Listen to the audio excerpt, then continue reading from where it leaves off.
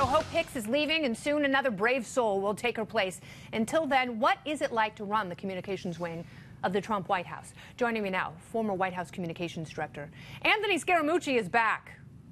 Great to be here. I was a little disappointed. I didn't think I was going to get a picture up there, and then you showed me at the end. Absolutely, of course. I don't know what it's like to run the communications department because I was only there for I was only there for 11 days. So do you have any regrets? Maybe 12 or 13 days I could have.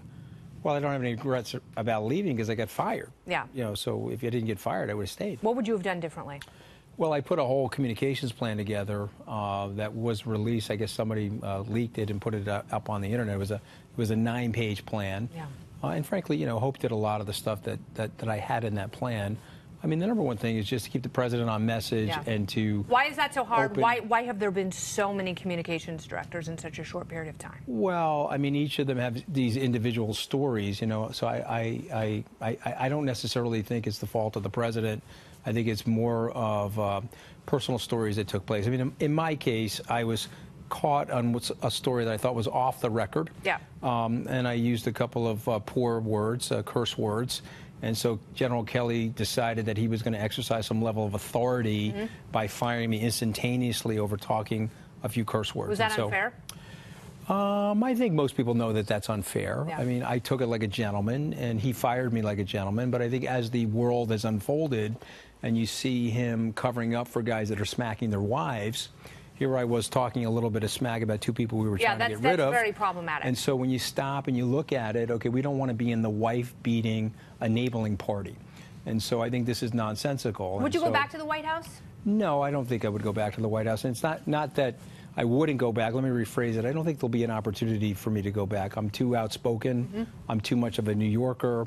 I want to call balls and strikes the way I see them. Yeah. I'm 54 years young. But you did not have 54 years old. You did have those bold ideas so that I talked about in the monologue, and you put those in place. And as you said, Hope Hicks used some of those. So she's great. You guys have very different personalities, and I tried to point that out as well. Like she ubiquitous yet very quiet, very low Love profile. Her. I mean, she's so awesome. what kind of personality type will work in that position? It's a good question.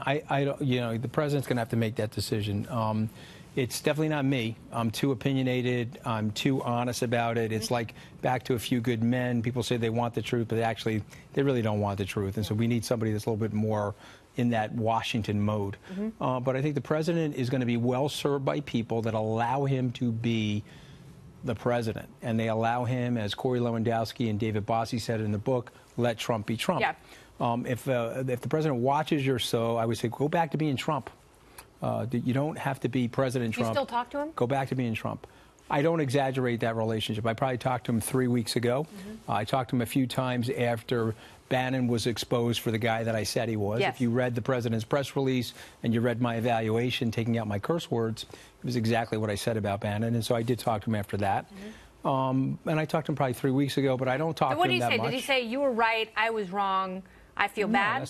That's not his personality. He basically recognized that what I was saying, look, I was trying to help him. Yeah. I'm a loyal guy. I worked basically on this thing since February 2016. You can see the filings. I gave, you know, mid-6 figures to the campaign, the PAC, and the, you know, the presidential trust and the inaugural. And I put my money in my mouth where my heart is and my soul is. And I like the president a great deal and his family. Have you taken a hit professionally because of this? I don't even know. I haven't measured that. I don't really care. I think it's a high price to pay to be the president's friend because there's so many detractors against the president. But I don't really care. You know, when I look at my country, our country, and I see the working class that I lived in, aspirational working class, turning into the desperational working class. Okay, so we have to disrupt the system in the swamp, and we have to change the policy design of the swamp. Is he doing that, and are you still loyal to him? He's trying to. Are you still loyal to him? Certainly. I'm very loyal to the president. I respect him and his family a great deal. I think what they did to Jared is absolutely disgraceful, the way they handle that. Is that John Kelly's fault? I think it is John Kelly's fault, yes. I think that even if it had to go down, the way they're dropping water balloons on him, and here's how the swamp works. We're gonna hit you, we're gonna leak on you, and then in your moment of weakness, we're gonna drop 2 more water balloons on you and see if we can build a wall of shame for your personality to live in, and then you'll hide behind that wall of shame. And it's interesting because the New York Times is doing a lot of that dirty work for whoever wants that done. Let's let your viewers know what the timing is. Okay, so here's what we're going to do. We're going to make a move on Jared. We're going to reduce his security clearances, or he's on a temporary one. We're not going to give him a permanent one. We're going to slow roll him in the swamp. And then a couple of days after we do that, we're going to hit him with a New York Times article. That's a very nasty, vicious article. Yeah. But in the meantime, he's an American entrepreneur. Who's coordinating that effort? I don't know. But by the way, I could figure it out. I mean, it was Priebus and Bannon while they were there. They were gigantic. But they're no longer there. And I don't know, a lot of that seems to stop. So who is there now who would do that to Jared Kushner? I don't know. It would take me about 2 or 3 days to figure it out. I just have to be in the system, and I can figure it out. Did Jared and Ivanka like you? I get along with them great. Yeah. Were they the reason that you got the job that you got, or was it your relationship? I think I had a good relationship with them. I think they realized that they had a problem. You got to go back to the summer, the leaking, the internecine warfare, the political diabolical nature, nonsensical things, not carrying the president's agenda, not subordinating your ego to the president's agenda was off the chart and ridiculous. And so I made a lot of mistakes. I mean, I probably made 10 phone books of mistakes in my career, and probably 5 of them in the 11 days that I was in the White House. Okay?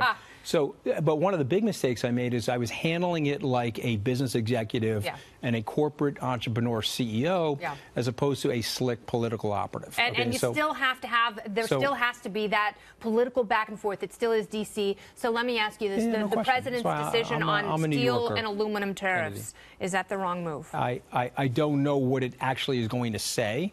The market hasn't liked it. I know the headline risk is very, very bad, and I don't like trade wars per se. Yes. But if he's looking for symmetry, again, I don't know what's going on the other side.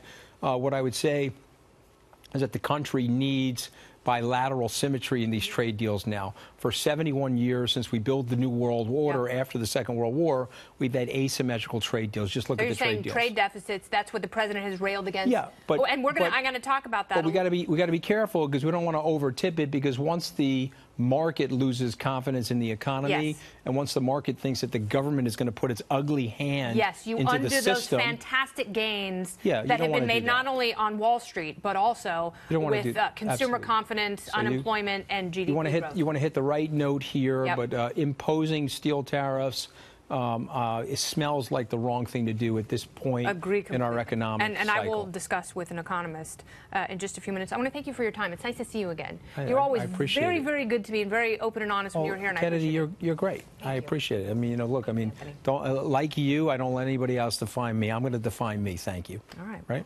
You are a supermodel. Amen. Thank you.